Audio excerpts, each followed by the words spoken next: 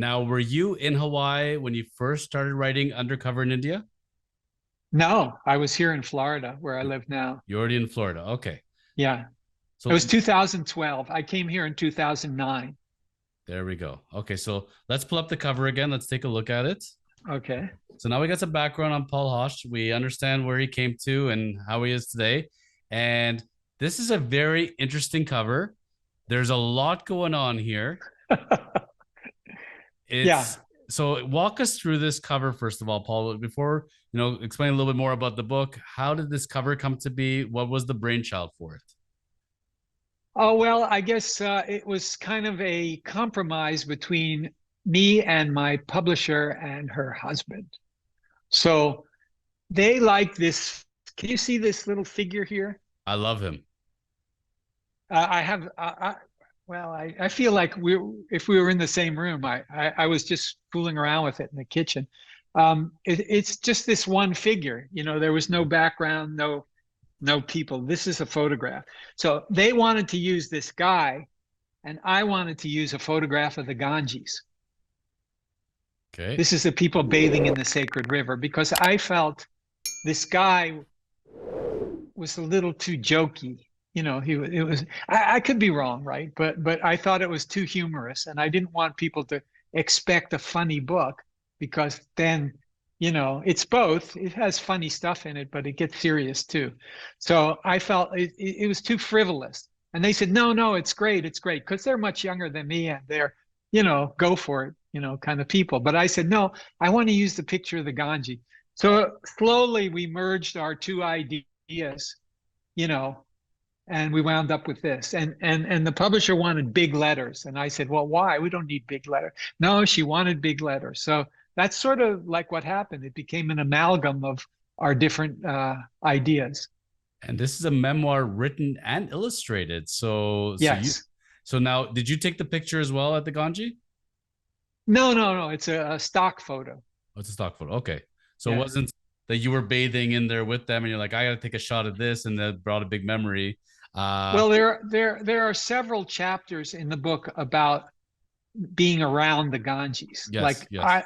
I mean, I just like was awed by the place. Like, it was like I say in the book, like I sort of felt like I lived there before. You Like I'm not probably you you probably did in a different you lifetime. know, yeah, I don't know. I don't profess to know any of those things, but Mhm.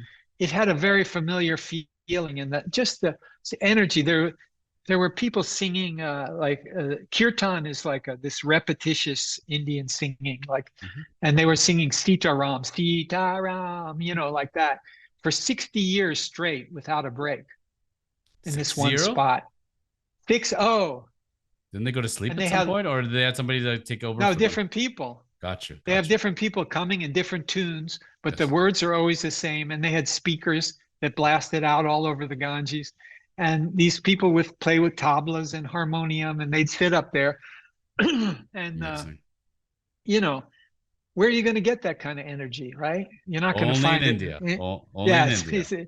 it's not in Florida. I don't think it's in Toronto, but it's at the Ganges. And the Ganges and the Benares is a 10,000-year-old city. So we're dealing with stuff that is far beyond anything that I can even imagine here.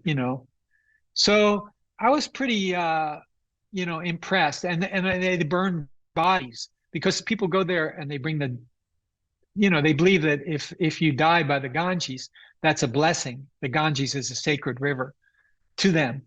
So they would bring the old people and they would die and they would burn them there. And then they would carry the body around the city and chant and stuff.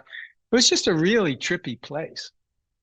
So yeah, I that's why I wanted to put that picture there, So, to tie that in. so I gotta say, as somebody who started writing his first book and Yeah. stopped it, went back and read it a year later, said, screw this, ripped it up, go away. You sat on it. You had this time lag of about 10 years. Why this book, and why today do you think that you're able to bring it over the finish line and you couldn't do it back in 2012? What changed for you, Paul? No, I started in 2012, Right. but I couldn't do it in 1961. I No, no, just but didn't no, have but the, even no, yeah, but even if you started in 2012, you know, I never stopped. you just I've kept been writing going it. ever since. Yeah. So you kept on writing I've until you been were ready. Gotcha. 11 years I've been working on this 3 books, this project. Yes. So, okay, let me if you don't mind, I'll tell you how my process worked and works. So I used to listen to psychologists on the NPR on the radio, and there was a psychologist. They don't have him anymore. His name was David Viscott. I think he passed away, He did. but he. My therapist plays his videos for me sometimes. Oh, okay. Powerful Well, guy. He I did was a pass. fan. He's a great guy. He has passed away. Yeah. Okay. Sorry, So David. that's no, that's good. We have that in common, We have a lot but in common, you and I. yeah, I think so. So I really was a big fan of his, and it helped me psychologically because I was dealing with issues. So one day he started talking about his books and how he writes. And he said the way he writes is he just writes anecdotes. Anything that comes into his head, he just writes it down, and then he has a secretary type it up. And eventually he puts it all together chronologically or however it's supposed to work for the book. So I thought when I heard that, I thought, I think I could do that. That sounds like a very good way. I don't think I could sit and say, okay, now I'm going to start in 1970 and go to 1976 and write down everything that happened. That I would have had a panic attack or something. I would have been, I can't do this.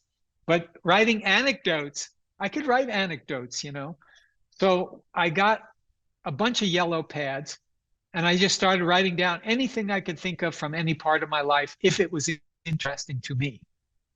Like the fact that I remembered it sort of implies that it might have been interesting. But I just started writing. And then I realized when I was out at the gym or somewhere at the shopping, I would think of a great idea. And then by the time I get home, I forget it. So I started carrying around a Sony tape recorder. This is before cell phones were in full bloom, 2012. We were still using flip phones with no recorder. So I would use my recorder. I'd come home and I would write it on the yellow pad. So eventually, I don't know the exact year, but within a few years, I had 1,500 pages written, like of anecdotes, just the good stuff. I didn't write about, what happened I had for breakfast or anything. So then I had a Mac and I found they had enhanced dictation. In other words, you could read it. You could read all these. I read all the stories into the computer, and each one was a separate document. And then I found that what went where together, and I started putting it together, and pretty soon I had that 600-page book, and then I divided it in half. So that was basically my process. I mean, I had intention to see how far I could get, but I didn't know when I started that I would be able to write a book. I had written before, but I sort of had the same experience as you. I just would read it over, and it was too self-conscious, too like trying to project something that might not have been real, or something. I don't know what I was doing, but whenever I would read it, I would feel shame. But when I started doing this, it worked. The stories worked, everything worked, and I got an editor. Editing is very important, I think. I got a guy who played in the symphony in Honolulu, and he edited the whole book for me.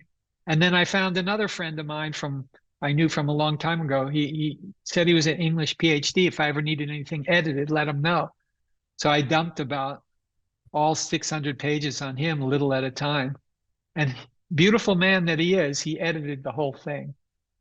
I mean, he got annoyed with me a lot because, our view of literature was at variance. Like he was more like, I don't know, he was like in the high art and I'm in the more low art, like, Truman Capote, Fear and Loathing in Las Vegas. I like that kind of stuff and movie star biographies. So we were a little bit, but eventually we worked it out. And